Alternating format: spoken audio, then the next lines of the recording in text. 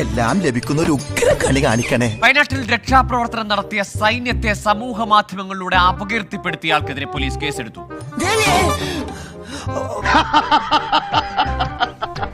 തിരുവല്ല സ്വദേശി അജു അലക്സിനെതിരെയാണ് കേസെടുത്തത്.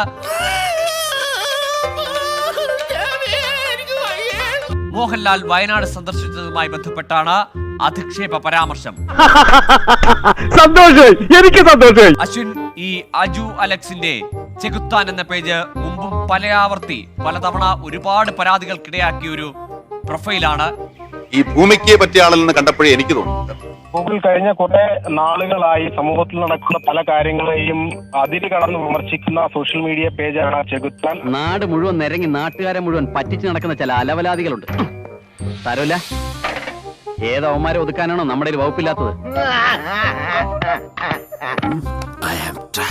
കഴിഞ്ഞ ദിവസം മോഹൻലാൽ വയനാട് ദുരന്ത ഭൂമി സന്ദർശിച്ചതിന് പിന്നാലെ ഇയാൾ ഒരു വീഡിയോ പോസ്റ്റ് ചെയ്തിരുന്നു. ഈ ടുട്ടുമോൻ ചെറിയൊരു പോസ്റ്റ് ഇട്ടു. സൈന്യത്തെയും ഒപ്പം ആ ദുരന്ത സ്ഥലം സന്ദർശിച്ച മോഹൻലാലിനെയും അതിര് കടന്ന് വിമർശിക്കുകയും പല അസഭ്യ വാക്കുകൾ പറയുകയും ചെയ്തിരുന്നു. വെടിവെച്ച് കൊല്ലണപ്പ അതിനെ. എന്താണ് മോഹൻലാലിനെ ഇവിടെ സന്ദർശിക്കാൻ യോഗ്യത എന്നുൾപ്പെടെയുള്ള ചോദ്യങ്ങളാണ് ആ വീഡിയോയിൽ ഈ അജു അലക്സ് ചോദിച്ചിരുന്നത്. ഇതിന് പിന്നാലെ വ്യാപക വിമർശനവും ഇയാൾക്കെതിരെ ഉയർന്നിരുന്നു. ഈ പരാതിയുടെ അടിസ്ഥാനത്തിലാണ് പ്രസ്തുത വീഡിയോയ്ക്കെതിരെ നിലവിൽ പോലീസ് കേസെടുത്തിരിക്കുന്നത്.